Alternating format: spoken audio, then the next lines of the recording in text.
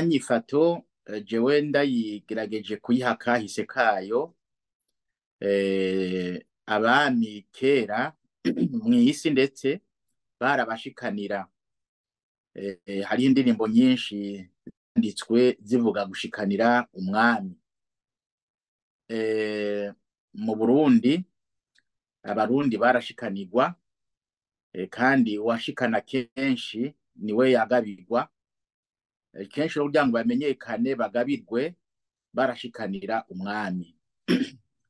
Ndasubira nkabibona muri Eglise Katolika, aho ubona ko ku minsi mikuru abantu bikorera ibiseke kurya nyene, kandi nibaza ko ariyo babikuye, bagaheza bakaza n'ibintu by'ivyimburwa bakaza gushikana ku musaseredoti ariko aragira misa. Bavuga bati umusaseredoti ari hagati y'Imana n'abantu, tuje gushikanira Imana umwimbu wacu, maze Imana iziturabe ryiza ko Yezu Kristo tumufata nk'umwami wacu. Umuntu rakibaza ati babigirira iki? Ega iyo bamaze kubitororokanya bijanwa he? Kera batubwira ko bijana kugaburira imbonerakure. Uyu munsi niko bimeze, nta ubizi, kuko umukuru w'igihugu si umuntu w'umukene yarabuze ibintu ashobora gukura.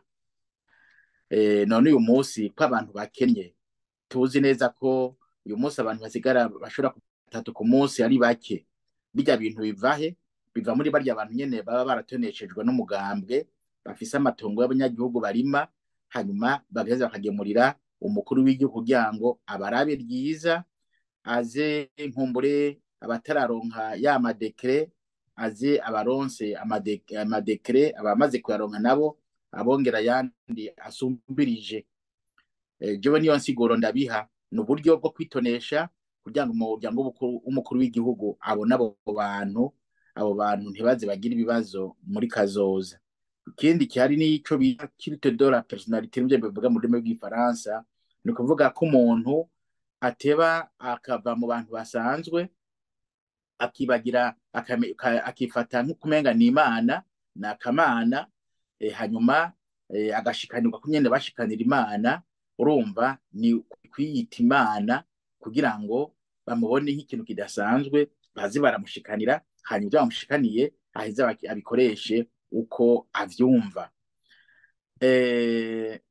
Iyo ngendo rero nimbi, kuko mu bisanzwe abagira ivyo bakuru, abami baba bari mu bihugu batwaza umukazo, kuko iyo si ingendo ya demokrasi, ni ingendo imbi.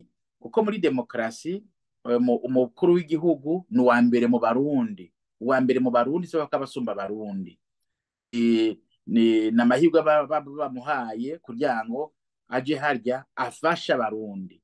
Mugabo umaze kugira bya asigara yerekana ko ariwe sabwa ganza, acaba ganza sabwa, ganza sabwa. Urumva ni ganza sabwa, yasubiriye kuba ganza sabwa. Burya bintu cyo bita gusaba, no gusabwa n'ibisabisho, n'ubujya n'ibisabisho kugira ngo umwami abumve abarabe ryiza, ejo ntazagira ico bakena bari baje kumutura amashikanwa bamuhaye. Nuko je ndabibona, ariko n'ingendo mbi bitandukanye n'ingendo ya demokrasi, n'ingendo anga intwaro zigikenye. Nta kindi amusaba, nabireke ivyo abanyagihugu bamuhaye mu gutunganya igihugu birakwiye, kurondera amashikanwa nabireke, naco bimaze atari kwiteza urubwa gusa.